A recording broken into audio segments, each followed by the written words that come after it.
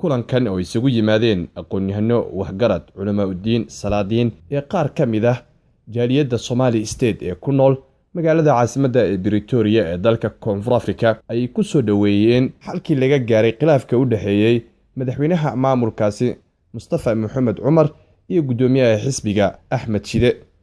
taa oo gaartay in ay u kala saftaan dadka Soomaaliyeed ee deegaankaasi laba qaybood aqoon-yahanada waxgaradka ee culamaa u diinka ka soo jeeda deegaanka Somali State ayaa isha ku hayay khilaafka u dhaxeeya maamulkaasi waxaana mar qura dhagahooda soo gaaray in xal laga gaaray khilaafka u dhaxeeyay madaxweynaha iyo gudoomiyaha xisbiga isla markaasna uu soo fargeliyay ra'iisul wasaaraha dalka Itoobiya Abiy Ahmed intaasi kadib ay isugu yimaadeen xarunta madaxtooyada ee dalkani Koonfur Afrika ee Union Building ayagoo u baaq u diraya bulshada Soomaaliyeed ee ka soo jeeda deegaankaasi inta badan waxay soo dhaweeyeen oo ay ka hadleen dadkii goobtaasi ka hadlay halkii laga gaaray dhibaatada waxayna fariin u direen maamulka iyo madaxda deegaankaasi inay ka feejignaadaan isqabqabsiga siyaasadeed oo ay ka fikiraan aayaha mustaqbalkooda 10 sano ee la soo dhaafay ayay sheegeen in dhibaatooyin dadka deegaankaasi ay la kulmi jireen isla markaasna 6 bilood ee la soo dhaafay ay xaaladdu soo wanaagsanaanaysa kadib markii xilka loo dhiibay madaxweynaha iminka talada haya ee Mustafa Mohamed Umar waxayna ugu baaqeen inuu dulqaad sameeyo isla markaasna waxyaabaha masiiriga u ah dadka deegaankaasi uusan ka gorgortamin dhanka kale waxay u mahadceliyeen dadka Soomaaliyeed ee qayb ka qaatay in xal laga gaaro arintaasi oo ay ugu horeeyaan salaadiinta iyo cuqaasha deegaankaasi oo kulamo badan lahaa inta khilaafka jiray waa kuwan qaar ka mid ah dadkii goobta ka hadlay waxayna soo dhaweynayaan halkii laga gaaray khilaafka u dhaxeeyay madaxweynaha maamulka Somali State iyo gudoomiyaha xisbiga mudane Ahmed Shide hadaladoodii waxaa ka mid ah marka koowaad Ilaahay baa mahad iskale subxaanahu wa ta'ala thumma waxaan mahadcelinayaa khiyaarta iyo odayaasha iyo waxgaradka Somali State ee isugu yimid shirkan jaraa'id saxaafadda sidoo kale waan mahadcelinayaa waxaan leeyahay laba hadal baan rabaa inaan jeediyo oo kaliya awalan waxaan leeyahay waxaan soo dhaweynaynaa sulxii ra'iisul wasaaraha iyo madaxweynuhu ay ku gaareen caasimadda Itoobiya Addis Ababa iyo wada hadalladii kulli ku dhaxmaray waxaan rajaynaynaa inay khayr badan noqdaan waxaa kaloo leeyahay isku dayga iyo shidawadayaasha iyo kuwa sharwadayaasha ee doonaya inay shacabka u hoosaasiyaan wax badan waxaan aaminsanahay maanta in wax badan la arko laakiin aqliga shaqayn lahaa haddii ay wax garanayaan waxaan oranayaa kuwaas aqligiinu ha shaqeeyo toobadu waa furanta Ilaahay subxaanahu wa ta'ala ummadda hadday dambaabaan toobadu ugu furay inay toobad keenaan inaad dadkiina u toobad keentaan Ilaahayna u toobad keentaan dadkiina aad cafis weydiisaan baan idinka kula dardaarmayaa madaxweynaha waxaan leeyahay go'aamada aad qaadateen mar walba aad ku taagantahay waa mid ay dadka kugu taageersan yihiin mana aha mid ay adig kaliya kugu jecel yihiin waa mid qadiyadeed weeye inaad halkaa kaga sii wadaan adiga kugu mahadnaqaynaa waafajintana Ilaahay baa iskale subxaanahu wa ta'ala shacabkan gobolka degan ee Soomaalidii weligood iyo allahood xisbigan jiriye ku horeeyay mid ay khiyaarkooda ku doorteen dawladdii 20 iyo dhowrka sano ee Tigreeguna bahadilin bay ku haysay haddii Ilaahay ina dhaafiyo Tigreegi waxaan u baahanahay baan ka hadlaynaa waxaan u baahanahay waxa weeye marka ugu horeeya inay midnimo la imaano oo khilaafka ka fogaano maxaa yeelay ummadda Ilaahay waxa inaga reebay jahli iyo faqri waxaan kaga kaban karno oo ummadda ku gaari kartana waxaa jira inaynu marka hore inagu isku duubnaano markaan isku duubnaano waxaanu samaynaynaa waxaan ka badbaadaynaa horta inaanu kala cararno qodobka labaad ee aan ku guuleysanayno waxa weeye inaan dhaqaale ahaanna aan u dhisano aqoon ahaanna aan u dhisano markaan dhaqaalo iyo aqoon helo iyo midnimo waxaan awoodi doonaa inaan u talino Itoobiya ama aan ka tashado waxaan idinkula talinaynaa waad cilmi yartihiin oo waad xoolo yartihiin oo waad xeelad yartihiin oo waad xigaal yartihiin dad fara badan oo 100 milyan weydin hayaan oo waxba Ilaahay isugu keen daray arrintaas waxaad kaga badbaadi kartaan midnimo wiilasha yaryar ee civil service ka soo baxay Tigreegu tababarteen ee u kala dhuumanaya Soomaali baan leeyahay sida weyn banaan dawlad qamayna lahayn soo noqda idinka ka dhisiga sharaf badan shacabkiina baa idin khilaafkii baan iska daynay kuwii dembiyada qabay baan cafinay annagu hadda South Africa kala hadlayno 300 sano caddaan baa haystay dembiyay galeen caalami ahoo aan haddii laydin sheego suwayta raggii ardayda ku leeyahay 600 way joogaan ilaa iyo maanta waddanka South Africa lagagama xisaabtan waxa la ilaalinayaana maslaxada caamka ah weeye hal ruux oo loo qabtay midab kala sooci ka jireen ogeydeen ee khasiiska ahaa ee bashariyadda meel ku lahayn iyo maxal wax loo qabtay ma jiro kii oo kale aan qaadanay sanadkii hore markii Cabdiile Ilaahayna dhaafiyay waxaan qaadanay jabhad dagaalamaysa baa waxay qaadatay in la iscafiyo waxay ku tiri Tigreegu waxay inoo qooleen shirqool waxay doonayeen intaan joogno inaynu isu dilno markii dambe aan kala tagno inaan kala aarsano mar haddaan tii hore ku dhacno inaynu isdilay tii dambe kala aarsiga ahayd aynu ka baxsano aan iscafino waa la iscafiyey dambiilayaashii baa ku qancila war ku qanca waan idin cafinay runtii waxaan leeyahay horta hawshan markay dhacaysay ra'iisul wasaaraha dalku banaanka ku maqnaa arrintii deeqbiyaasha caalamka ka dhacaysay Switzerland buu ku maqnaa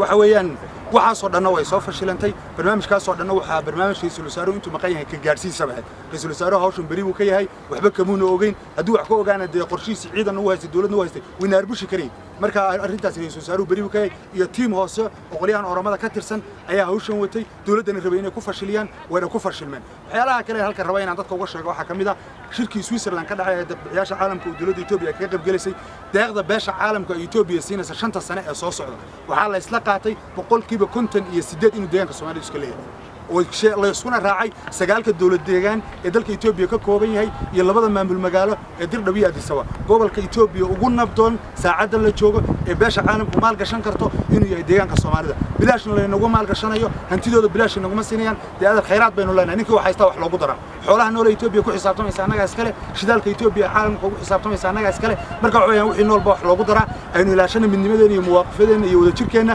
muwaaqirkeena siyaasiga iyo kolba cidii talada inoo haysa inta dariiq sax ay nagu hagaysana aynu ku dawafaylanay inta markaa ka gudbo waxaan aad u taageersanahay isbeddelka guud ee ka dhacay waddanka Itoobiya gaar ahaan waxaan soo dhaweynayaa nidaamka aadka iyo aadka u qiimaha badan ee mustaqbalada ku saleysan deegaanka Soomaalida waxaan aad iyo aad ugu faraxsanahay oo aan aad u jeclahay inuu in badan noo sii hayo xilka Mustafa Maxamuud Cumar waxaan aad iyo aad u soo dhaweynaynaa dhammaantanno dadka ka soo jeeda deegaankaas nabadan iyo xasilloonida ka jirta deegaanka waxaan kaloo aad u cambaaraynayaa dhibaatooyinkan iyo dadkan hadda kicinaya dadka nidaamkooda siyaasadeed iyo noloshooda hadda ka bilaabaya underground aad kuma farxi doono mana jeclaan doono dadkan nagu argagax gelinaya hadda dadaan ognahay mustaqbalka ay kala yihiin deegaanka iyo dadkooda sharafta ay kala yihiin oo ahaa kuwii shalay caqabadihii aan lagu tilmaamay qiyaamaha adduunka la soo maray hadda inay mar labaadna lagu cabsiyo la yiraahdo hebel baa Addis Ababa laga soo wadaa iyo hebel baa laga soo wadaa Jarmalka laga soo kaxaynaya xisbigii hore ahaa oo talada lagu soo celinaya waxaana lagu cabsi geliyay ma doonayo is afgaradkan gudoomiyaha xisbiga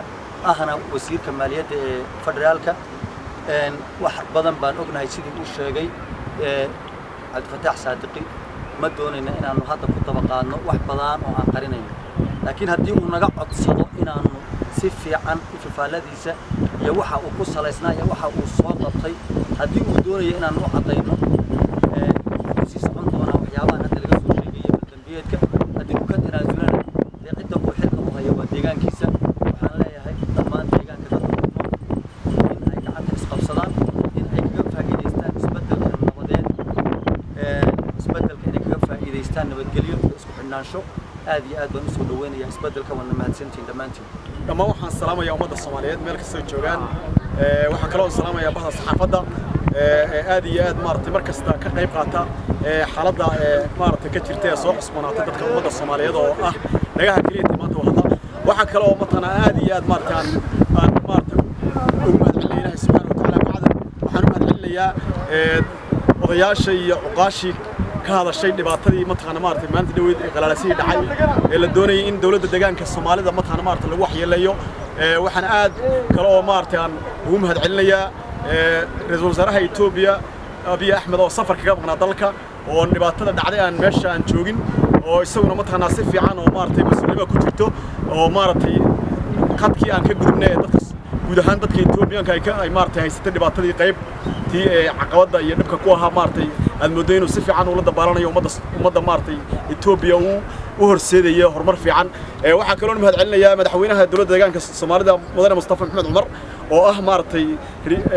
qof aan aad iyo aad dadka Soomaaliyeed isku haleyn karaan waqtiga lagu jiro waa aqoonyahan maartay daayar oo moodo inuu mataqana layd ama maartay nuur Ilaahay subhanahu wa ta'ala u soo diray dadkan madaxweynuhu mataqana maartay waxaan aad ugu hambalyeynaa talabada fiican uu qaaday ee ah geesinimada iyo taariikhda maartay ummadda Soomaaliyeed ee ku soo kordhay geeska Afrika waxaan ku leenahay madaxweynuhu ku garab taaganahay waan kula dhimanaa meel kasta oo joogto taariikhda adduunka inta nool wax yar taariikhda wax xusta waxa weeyaan Cabdi Maxamed Cumar baa ka horeeyay 10 sano haystay wixii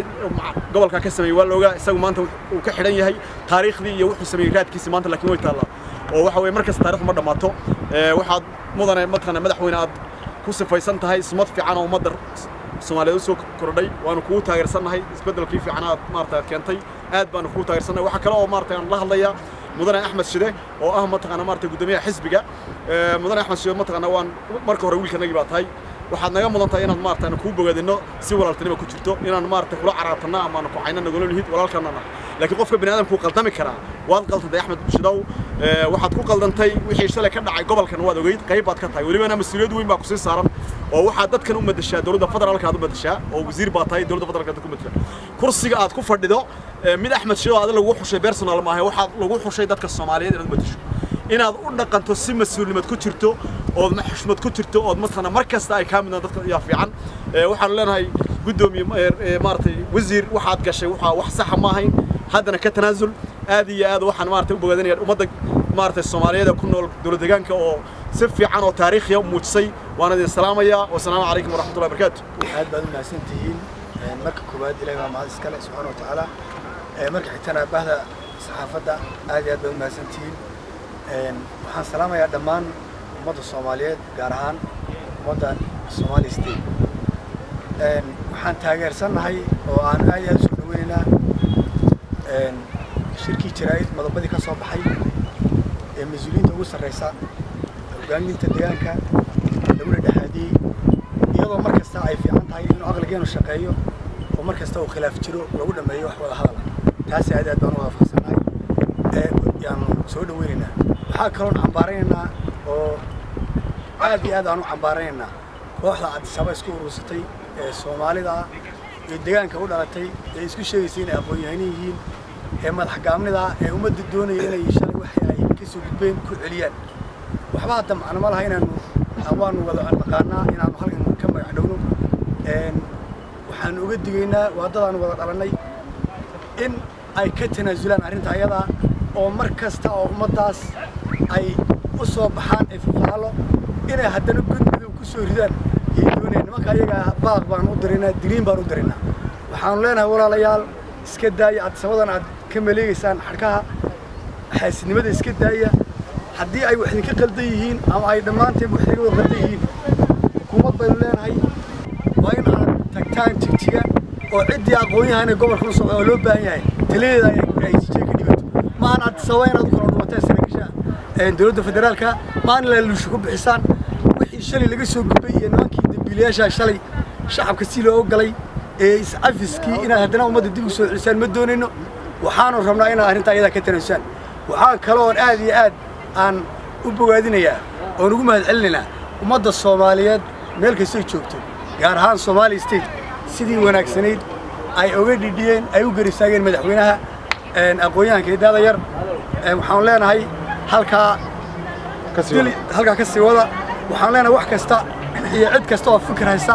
iyo wax kasta oo khaldan innaga dhexdeena xalisanayna waxaan mar labaad uga digayaa